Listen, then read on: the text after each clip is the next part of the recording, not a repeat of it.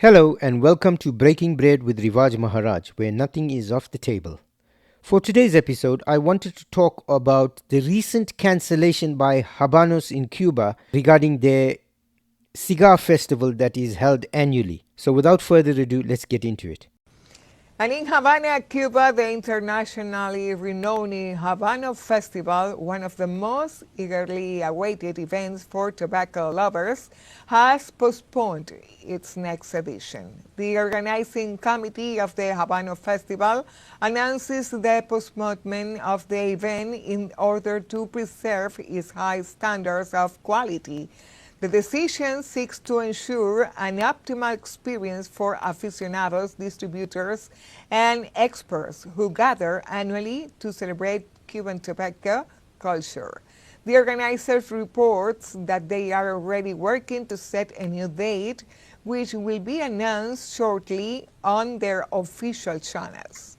Habanos in Cuba usually hold a festival once a year, which generates, they say, up to $19-20 million worth of revenue for the country, which they then say goes into education, I think health, the health sector and that. However, this year they've decided to cancel it. Now, they cite various reasons. So, a little about the Habanos festival. I've attached an article from the BBC. It's entitled Cuban Cigar Festival Called Off as US Blockade Worsens Energy Crisis. So, a little about the festival. It's held every year and it takes place for 5 days in late February. However, this year it's been postponed until further notice, and the organizers have come out saying that the official reason is that the Habanos committee wish to protect the festival's quality. The biggest party in the cigar world just got shut down indefinitely. The Habanos Festival organizers officially postponed the next edition, claiming they need to protect the event's quality. But the real talk is that the economic situation in Cuba is just too heavy right now. It is a huge blow to the community. Aside from that drama, Plasencia is dealing with the aftermath of a farm fire, and Davidoff is celebrating a massive 50-year milestone for the Signature 2000. We are also seeing new gift packs from Romeo y Julieta and major partnerships forming in Honduras. It is a crazy time for tobacco lovers. The BBC article states a different narrative. I'll just read out a few takeaways from here. An annual cigar festival in Cuban capital Havana has become the latest casualty of a fuel shortage caused by a US oil blockade. So what has happened was that Venezuela helped subsidize a lot of the fuel that went into Cuba. The ousting of Maduro from Venezuela and the subsequent takeover of the entire Venezuelan oil industry by the United States means that the tap has now been turned off to Cuba, and exports to Cuba, or Cuban oil imports, are literally down to nearly zero. So the country is in dire straits. They've been hit with crippling sanctions for, since Fidel Castro and Che Guevara made it in to Cuba and ousted, Batista. It's the Cuban people have really suffered through this, and it's just getting worse.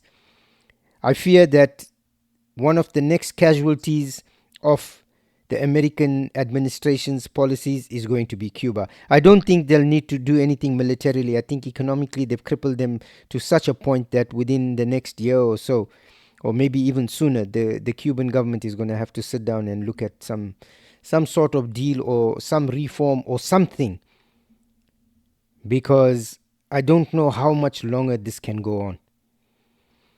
The article further says that the organizing committee of the Festival del Habano announced on Saturday that this year's event, which was due to take place over 5 days in late February, would be postponed until further notice.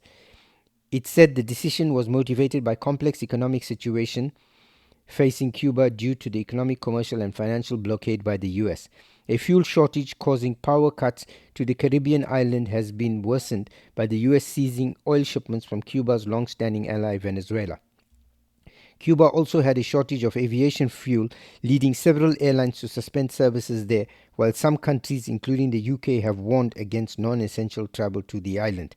Cuban cigars are regarded as among the finest in the world, but are illegal in the US due to long-standing American trade embargoes.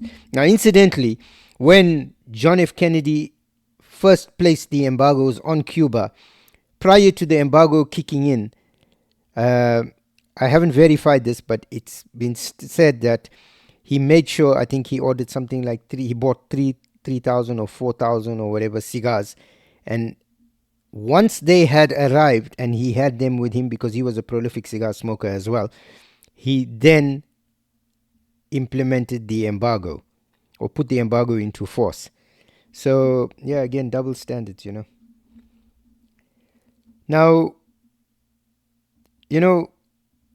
whilst so you're now seeing that every facet of Cuban life is being affected by these sanctions, and I think the writing is on the wall for the Cuban regime. I know Marco Rubio, I think, is his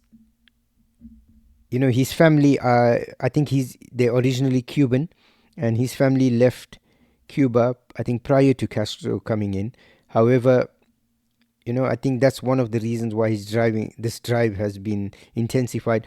But also, if you look at it, Donald Trump is very is somebody that's it's all about legacy. He's a narcissist. He's very hubristic. So bringing Cuba to its knees and instilling a regime change that is favorable to the United States is something that would really tick all the boxes for him, because he would be known as the only president that was able to do that. I think there's something like 16 presidents have come and gone. And if he is able to achieve this, he will, that's bragging rights for him. Nevertheless, you have to think about the people of Cuba, because that's the important thing. They're the ones, sanctions never affect a government. They affect the people first. And the intentions with sanctions are that it becomes so soul destroying that the people revolt and overthrow their government. So Cuba's been hit with sanctions for years, and it hasn't produced a result. So it says something about the will and resolve of the Cuban people. However, they've been to hell and back. I'm sure there are other ways of getting a regime changed in Cuba, without inflicting this massive pain on the innocent people of Cuba. Once again, thank you for taking time to spend with us. We look forward to seeing you in the next episode. Please remember to like, share, and subscribe, as it helps us with the algorithm and it helps our channel to grow.